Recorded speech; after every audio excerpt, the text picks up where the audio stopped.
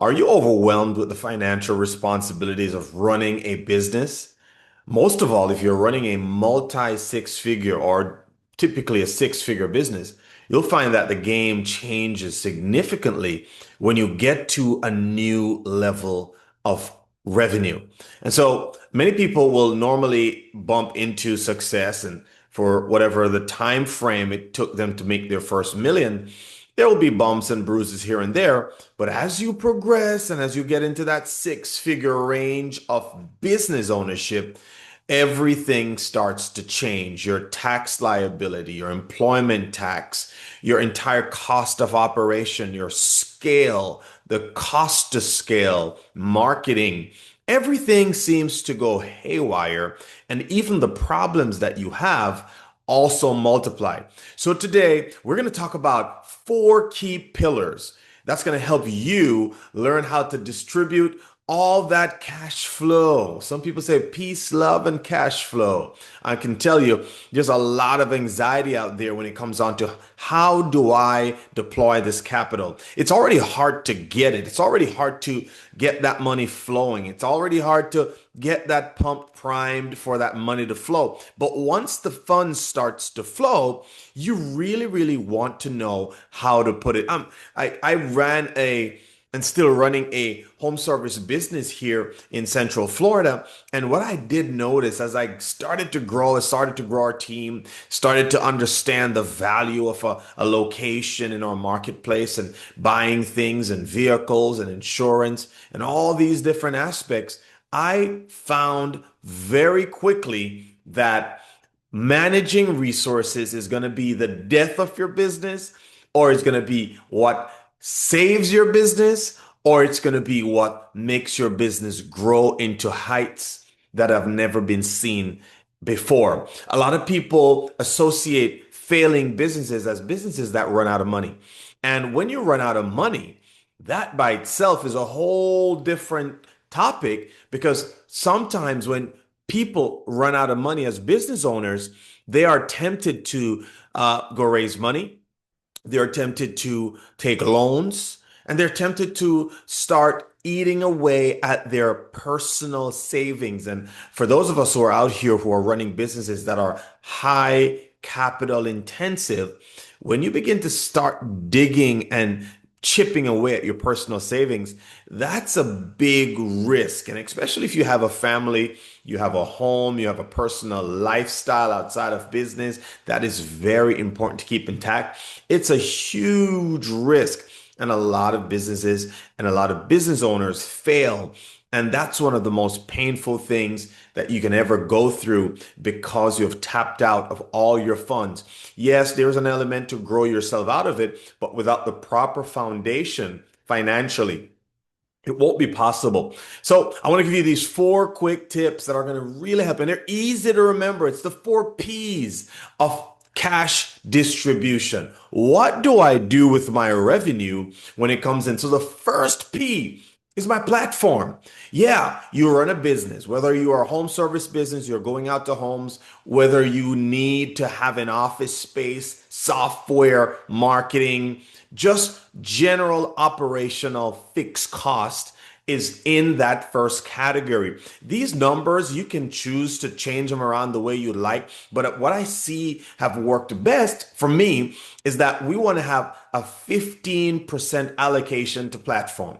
So every $100 that comes into your business, you want to put aside $15 aside in the bucket that deals with my electric bill, my utilities, my subscriptions, really the things that make my business run. You know, you obviously had gas in the vehicle before you got there. It's insured. You have an employee who is pretty much costing you money every single mile, every single minute he or she is in that vehicle towards that home. There are studies that also show that every time a truck rolls out to a homeowner's home, you're losing anywhere between $300 to $500. And if you understand the significance of that math, then you will see why these P's are so important. And so first P, we know that's going to be your platform. Your platform is literally the premise or the foundation in which your business is built.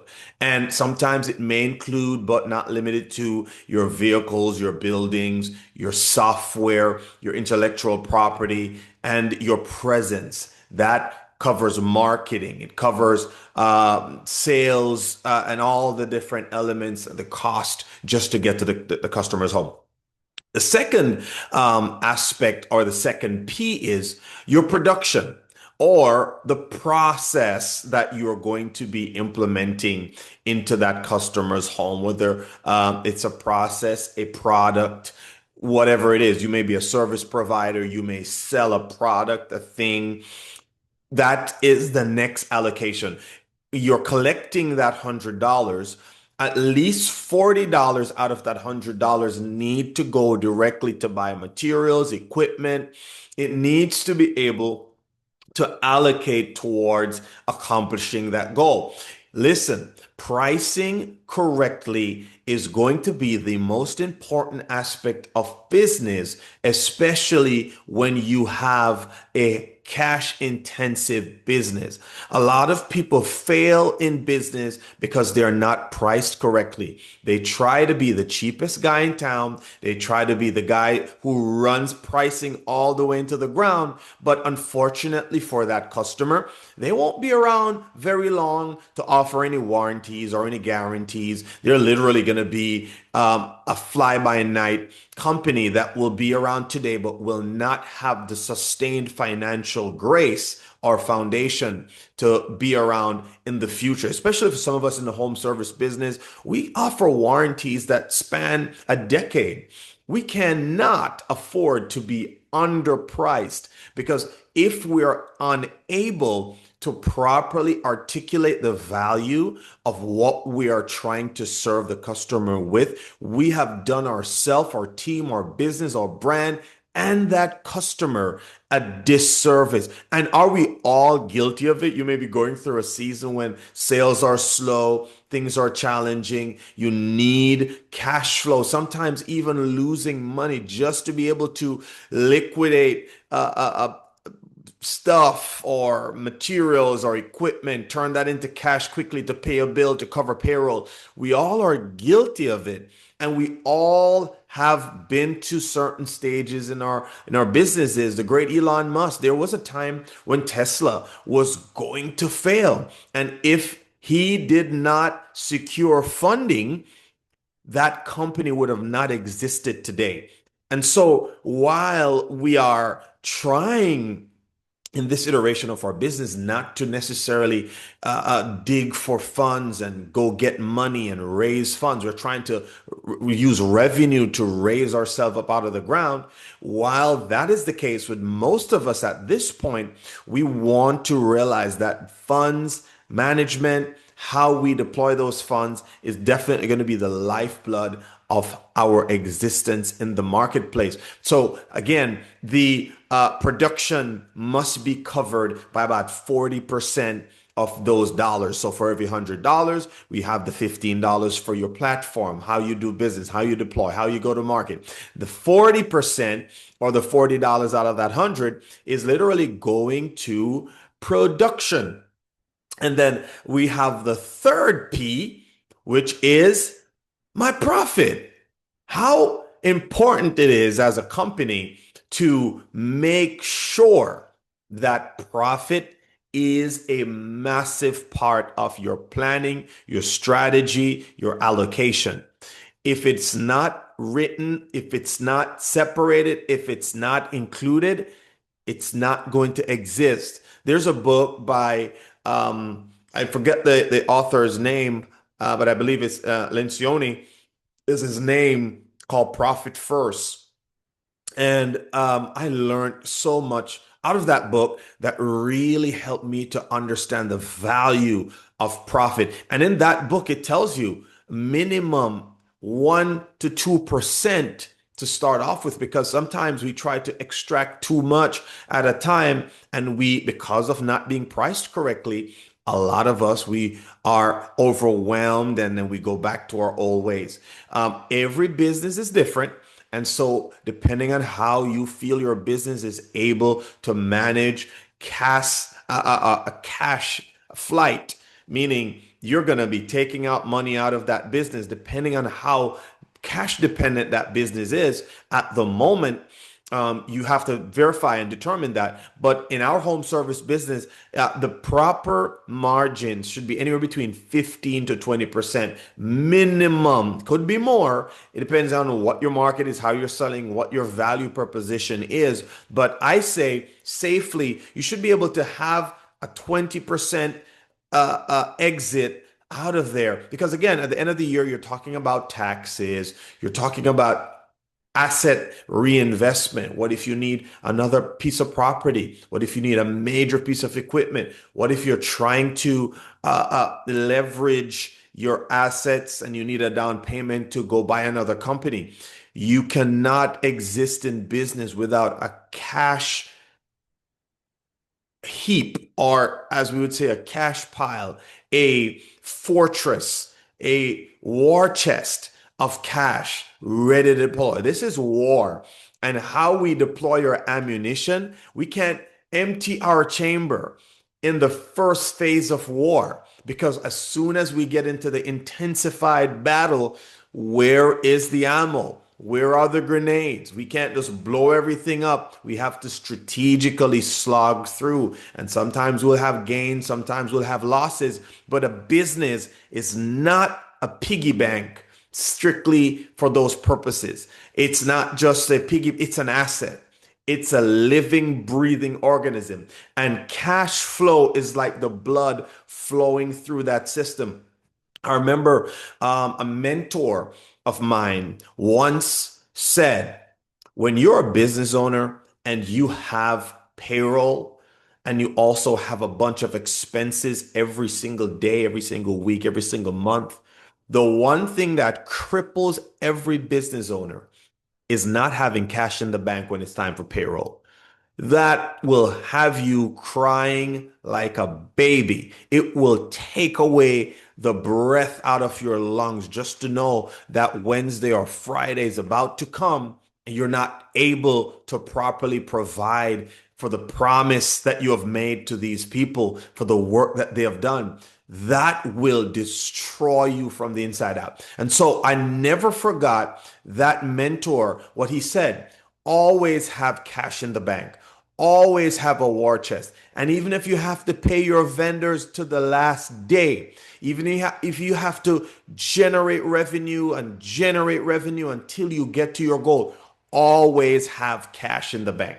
And I never forgot that. So profit is literally the lifeblood of your business, especially when it's time to exit. If your business is not able to develop and spit out cash set aside as an asset class, yes, you got the trucks, yeah, you got the building, yeah, you got the customer base. Where's the cash? What are you able to really, really show out of that business? And if we read books like Profit First, and if we start talking about, how our business is really designed to do to create value, that 20% is going to be significant. And the final P in the equation is going to be your payroll. Obviously, we talked about payroll. We talked about having availability of cash and just the mindset and mentality as a business owner to have cash in different buckets. But this bucket right here, especially if you're building a system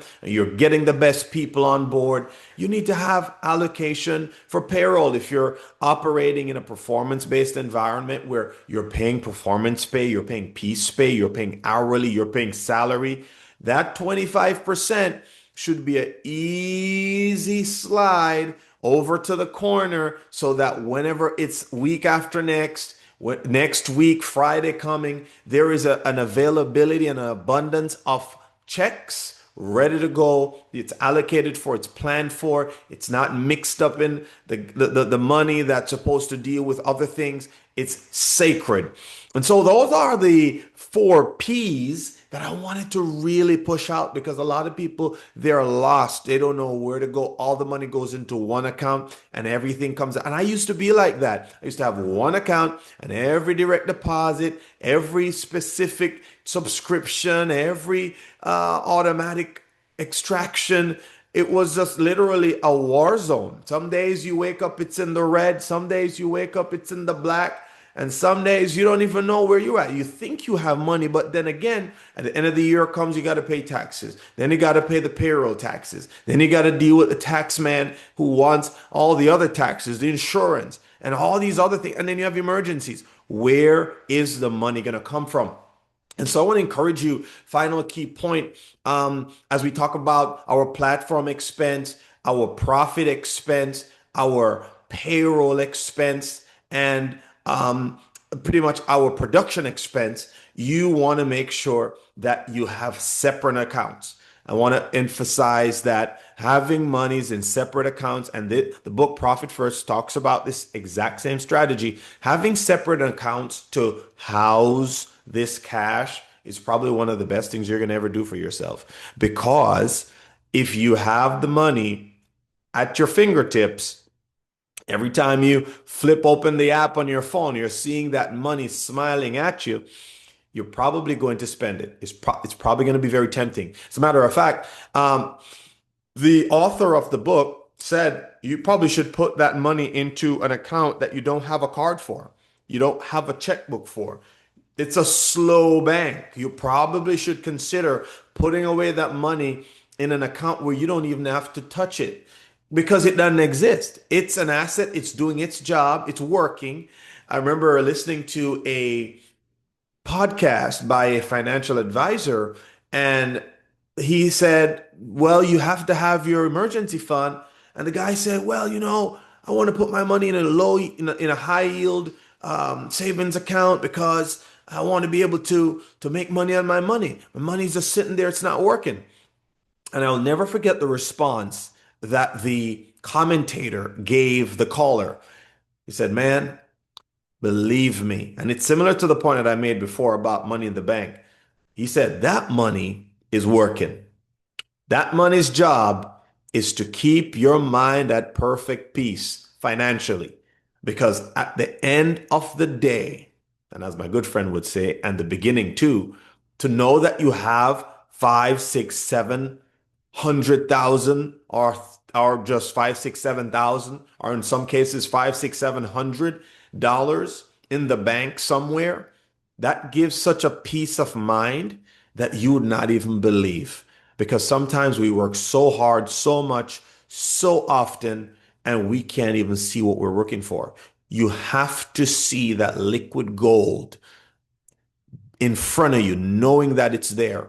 And the only way you get there is to have a system in place. So, hey, I'm Adrian. I really am grateful for your viewership. Thank you so much for just commenting. Tell me if you agree or you disagree with what I just put out there regarding how to manage money in a business. Again, when you're at a certain stage in business, maybe all of this will be too complicated.